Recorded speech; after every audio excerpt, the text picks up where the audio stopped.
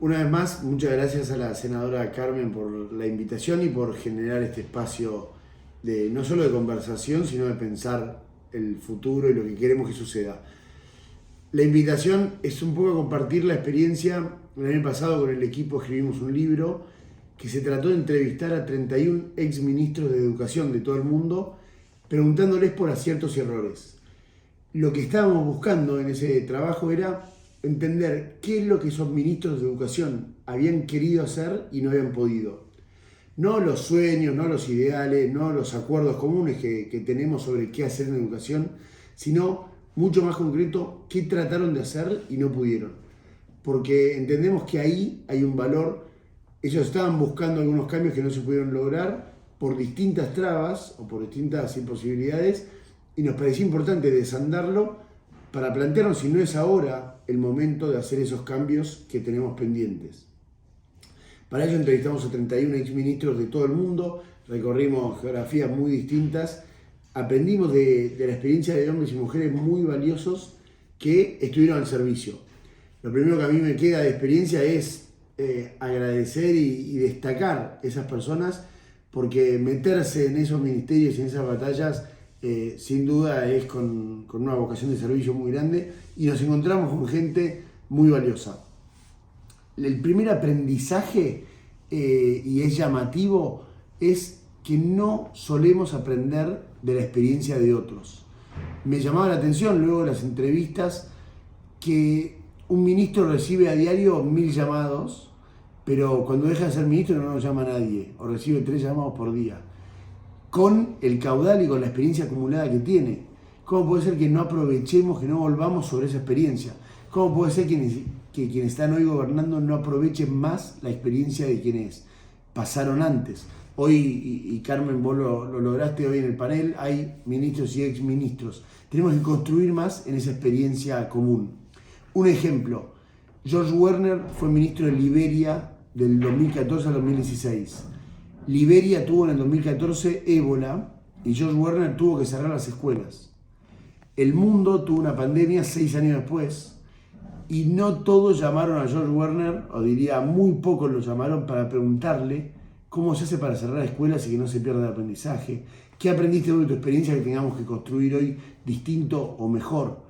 Entonces tuvimos una prepandemia escolar ahí que no la aprovechamos. Y así muchísima más experiencia de todos los que estuvieron a cargo de los ministerios que se nos pierde en las corridas diarias. Por eso una primera invitación llamado a aprender de otros, y no solo los ministros, en cualquier cargo en el que estemos, estar atentos a aprender de quienes estuvieron antes. Y que la construcción sea un camino que van pasando las personas, pero que hay una construcción común, que es algo que nos cuesta mucho y nos cuesta mucho en educación. Y como además son lugares de mucho cambio, en América Latina el promedio de los ministros en un cargo es de 2 años, por lo cual es un cambio y una rotación permanente. Perú tuvo 70 ministros en 69 años, y así muchos ejemplos de este cambio que nos afecta, porque como no logramos mantener muchas de las políticas, estamos cambiando permanentemente. Y ese cambio no llega a las escuelas al final. Las escuelas entendieron que la política cambia de manera permanente, entonces en algún punto intentan impermeabilizarse de esos cambios. Y así se rompe una confianza fundamental entre los ministerios, las escuelas, entre los distintos actores del sistema, que permita que los cambios y esa transformación suceda. Es claro que tenemos que cambiar, es claro que los resultados, nadie está cómodo con cómo nos está yendo y que necesitamos mejorar. En esa mejora necesitamos trabajar en equipo, y por eso tenemos que entendernos, todos los actores del sistema educativo, estemos donde estemos, como un equipo que trabaja de manera colaborativa. Ahí les contaba un primer aprendizaje del libro informal, esto de aprender de la trayectoria y de la experiencia de otros.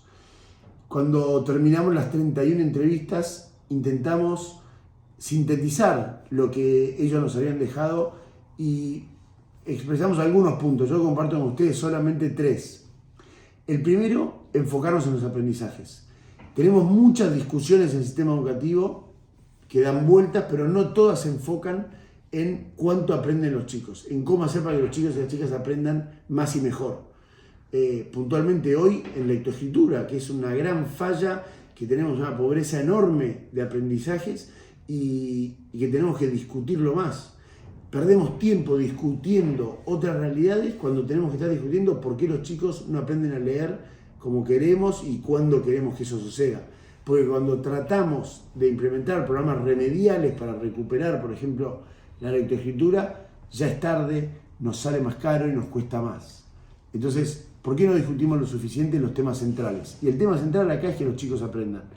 Entonces, una primera invitación, después de conversar con todos estos ministros, fue: pongamos el foco en el aprendizaje y que las demás discusiones que tenemos tengan que ver, estén relacionadas al aprendizaje. Lo segundo, muchos de los ministros iban mencionando de distintas maneras una batalla cultural por priorizar la educación. Y es algo que lo enunciamos, pero tenemos que concretizarlo en nuestra vida y en nuestras responsabilidades de hoy. Queremos que la educación sea una prioridad. ¿Cómo hacemos desde el lugar en el que estamos para que la educación sea una prioridad? Y alguno de los ministros me contaba y me llamaba la atención, pero creo que es claro que su batalla no era una batalla mediática por priorizar la educación. Su batalla a veces era una batalla dentro del gabinete. Tenía que convencer a otros ministros de que la educación era lo más importante. Y tenemos que convencernos, como decía, con los medios de comunicación, con los otros líderes y responsables de otras industrias, de otros sectores, de la academia, que la educación ocupe un lugar no solo dentro del ámbito educativo. Yo discutí hace poco con estudiantes de ciencia política, que en la carrera de ciencia política, donde estamos formando a los futuros gobernantes de nuestro país, es muy poca la atención que se da a la educación. Entonces, si confiamos en que la transformación educativa tiene que ver también con el liderazgo político, con la visión, con decir qué país queremos y hacerlo, quienes se están preparando para gobernar tienen que prestarle mucha atención a la educación y a la política educativa. No estaría pasando como nos gustaría y es muy poca la atención que se da.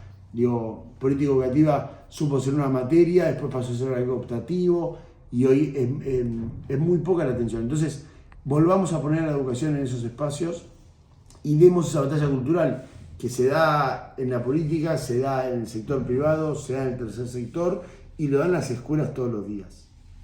Y lo tercero, como un aprendizaje con muchos matices según los países, es pensar el gobierno del sistema educativo y animarnos a transformar y a mejorar el gobierno, cómo gobernamos el sistema. Con esto quiero decir cómo los niveles de autonomía que le damos a la escuela, la distinta injerencia de los ministerios, cómo evaluamos nuestro sistema y el uso que hacemos de los datos, todos los actores. Discusiones que vamos teniendo, pero en las que no siempre logramos ponernos de acuerdo. Yo buscaría mayor autonomía en las escuelas y de alguna manera generar confianza en este sistema. Creo que es un sistema que perdió la confianza. Los docentes no confían en los ministerios en los docentes, los padres en los directivos en sus docentes. Muchas veces hay una confianza quebrada que no nos permite trabajar como un equipo. Trabajamos sectorizados y muchas veces estamos enfrentados, cuando en realidad todos buscamos un mismo objetivo. Y cuando decía al principio enfocarnos en los aprendizajes, todos los actores del sistema van en dirección a eso. ¿Quién no quiere que los chicos aprendan más y mejor? Entonces, ¿por qué no logramos trabajar como un equipo? ¿Y cuánto más lograríamos si trabajáramos como equipo? Si entendiéramos que vamos todos para el mismo lado, si dejáramos de lado el enfrentamiento, que hay veces que es necesario discutir, debatir, encontrar acuerdos, acordar que también estamos en desacuerdo en otros puntos, pero construir para adelante como un equipo.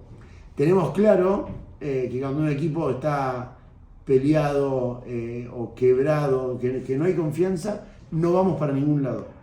Y en alguna medida nos pasa eso en nuestro sistema educativo. Necesitamos volver a juntarnos, necesitamos entender docentes, directivos, supervisores, funcionarios, actores de la sociedad civil. Necesitamos entender que somos un equipo y que tenemos que ir juntos. Y esto me quedó claro al escuchar las historias de todo el mundo, ver que hay problemas comunes, que no nos pasa solo en Argentina, que pasa en muchos países del mundo, y que tenemos que revertirlo, que tenemos que trabajar para modificarlo de vuelta, pensando en este objetivo común que nos desespera y que estamos queriendo revertir, que es tener mejores resultados. Este objetivo, cuando hablamos de educación, es muy claro, nos trasciende a cada uno de nosotros. Entonces tenemos que poner lo que está desde nuestro lugar, lo que está a nuestro alcance, para esa construcción que nos trasciende, que es más grande que nosotros, y para empezar a obtener los resultados que queremos. Entonces, mi invitación es pensar desde el lugar en el que estamos, en quién puedo confiar más, en quién no confío, en quién apostar un poco más, en qué otro actor del sistema educativo, buscar de trabajar con esas otras personas de una manera nueva, renovada, apostar y confiar, porque la única manera de que esto salga adelante es trabajando juntos.